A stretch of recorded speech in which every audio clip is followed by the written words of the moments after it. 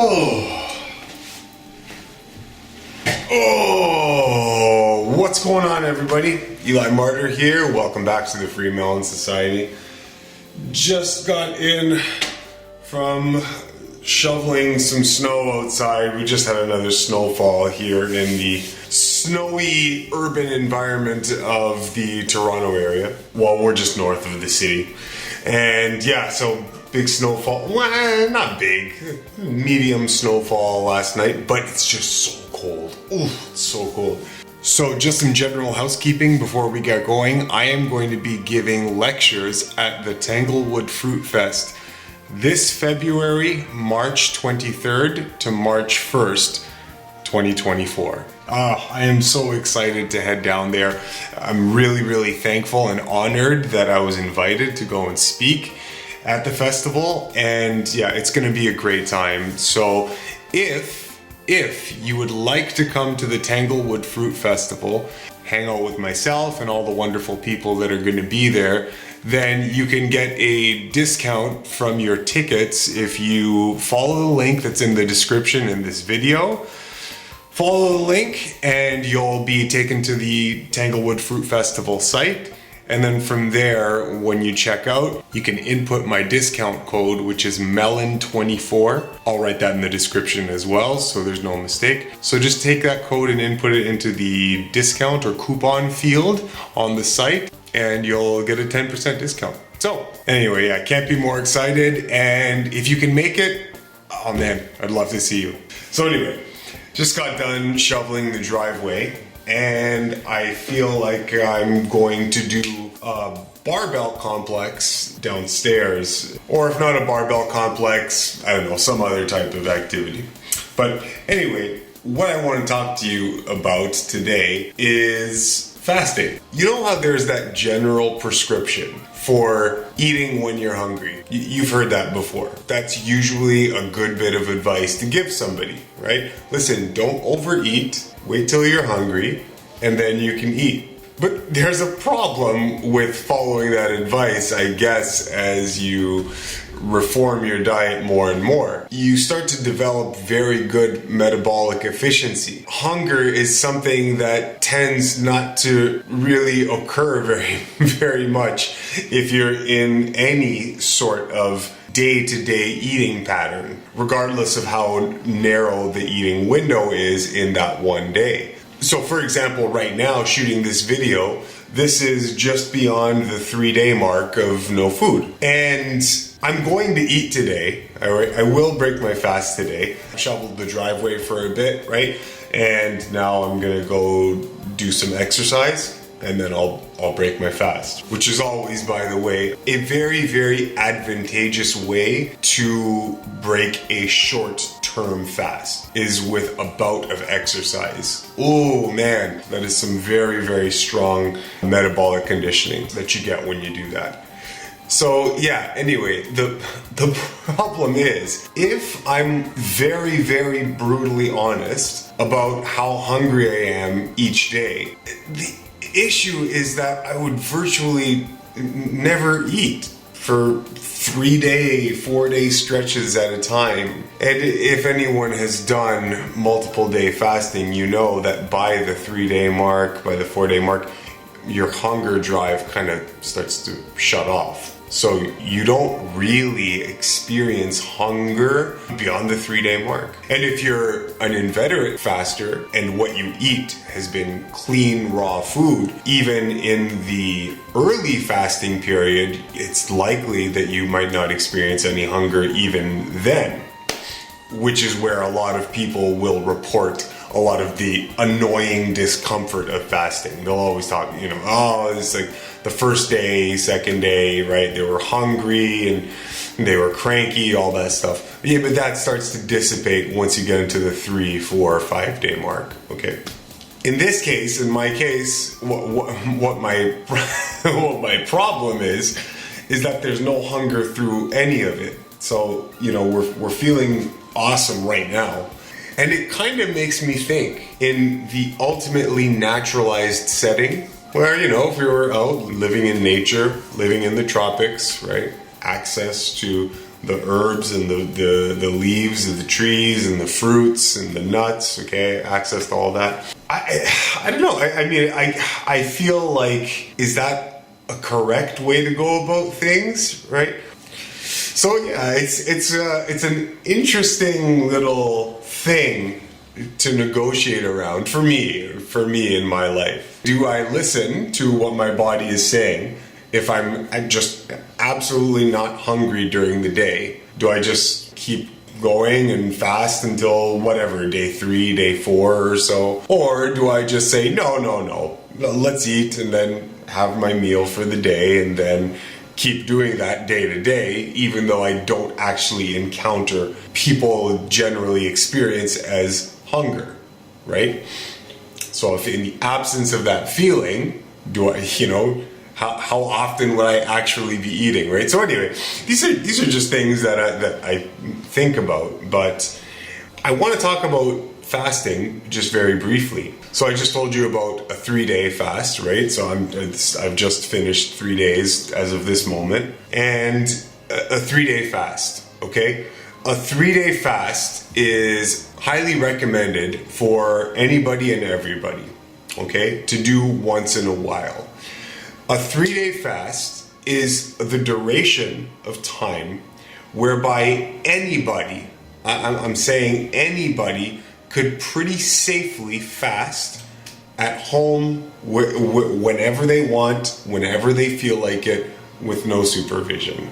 I know some people might take issue with that stance on fasting. If they do, I get it. There are a lot of things that you could bring up that would support the general caution against fasting on your own. So I can understand it. I'm still gonna go ahead and say that under 3 days is very, very physiologically safe for virtually anybody in any condition of health, and also in any condition of infirmity as well. A 3-day fast is instrumental and constructive in helping you out in a diverse set of ways. Okay, if you are newly embarking on some sort of health reform, in whatever permutation of health reform we're talking about, okay? It can be anything, any change that you want to make for the better. A wonderful way to go about doing that and to rid yourself of the tyranny of attachment to whatever stimulating taste sensation that you recognize as not ideal and you kind of want to give up. Okay, so whatever that is, a 3-day fast, there is no force on earth, there is no protocol, no pill, no herb, no juice cleanse. There is nothing that is more deeply powerful than a true fast. Yeah, we can talk about dry fasting versus water fasting. For the sake of this video, I am talking about water fasting, okay? So, there is nothing more powerful than that, all right? The reason there's nothing better than that is because the principle of vitality, see, you have to understand vital principles.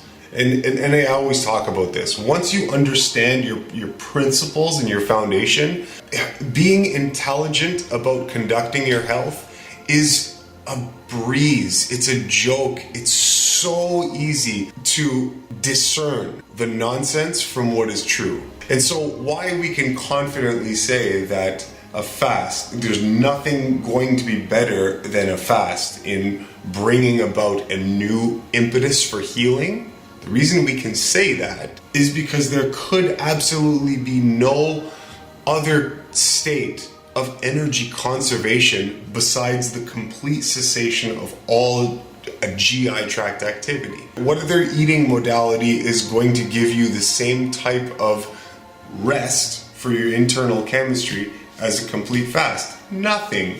And what does that equate to? It equates to more conserved energy. So that conserved energy, that is the golden fuel of God, right? That is the internal physician.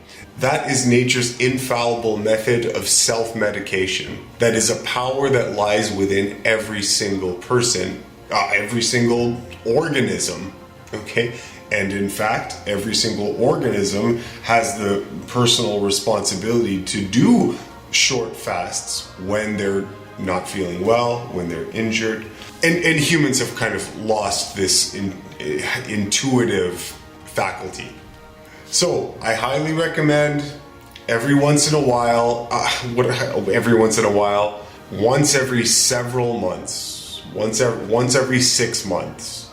It depends on the person. It depends on what you can manage, what is manageable for your mind, for where you're at. Okay, once a year is better than nothing. Whatever you can manage. If you're trying to make changes to something in your eating lifestyle that you know is not the best, you're not going to find anything better than a short fast, 3 days. Let's just say a fast of somewhere under 3 days, no less than a day and a half. Okay, a day and a half minimum.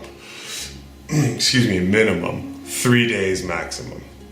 And for you guys out there, just so you know, as much as the fast itself is a powerful tool to bring about healing, the diet on the other side is so critically important, and that's going to probably be the most difficult part of a short 3-day fast, is conducting yourself, finding your inner responsibility, the responsibility to the divine spark within, to the indwelling, loving force of nature that is healing your body, all right? You have a responsibility and obligation. You are enjoined to respect that force. And that force loves when a fast is broken with only clean food that doesn't hurt it, that isn't putrid, filthy, processed, cooked, seasoned to high hell, pulverized, powdered,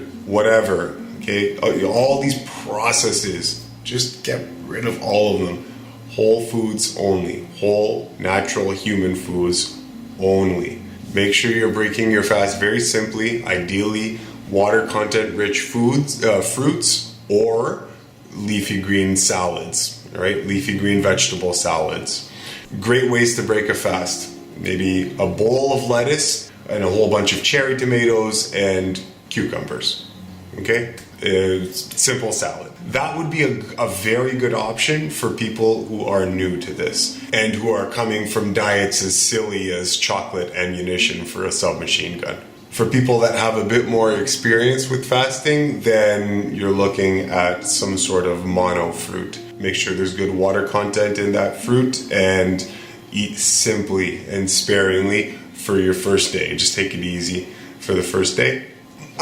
I say take it easy for the first day. However, let me just say something, because there's something wonderful about the 3-day fast. In that a 3-day fast, okay, it's still not really enough time that you have to be very, very, very, very careful about how you break for the next subsequent days of the fast. Did I say that properly?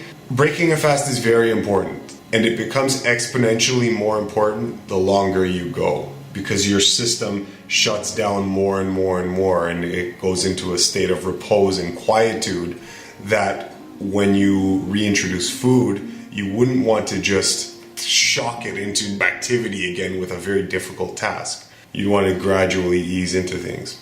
However, with a 3-day fast, you're still in that magic sweet spot where you can do things like exercise in that 3-day period. If you're trying to heal something, an illness of some sort, then that is a bad idea. No exercise, just rest completely. You know, if you're in no dire conditions, if there's nothing that you're healing from directly, yeah, a 3-day fast is actually a really good time to do some exercise, because that'll give you very good metabolic conditioning. Anyway, so it's not as important how you break your fast when we're talking about 3 days only. Let's say a little bit of avocado makes its way into your salad, okay? Or let's say your salad turns into a little bit of a bigger bowl than you might want when you're breaking a fast.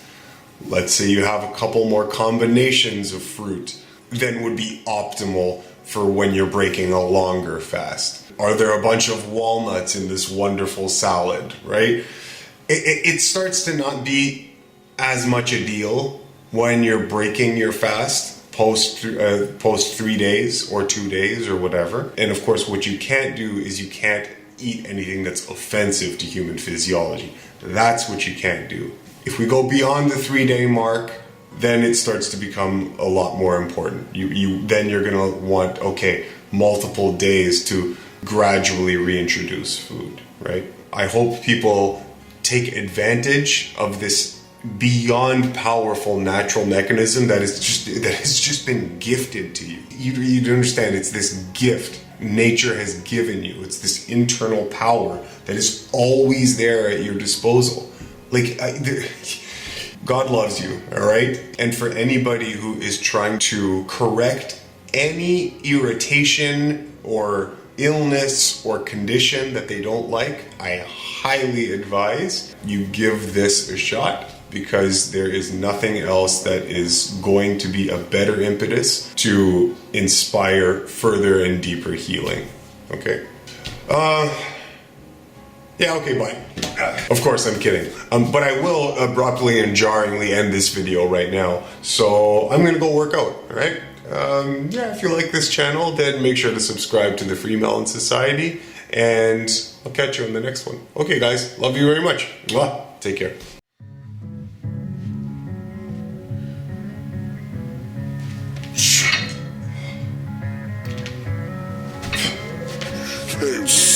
Hey.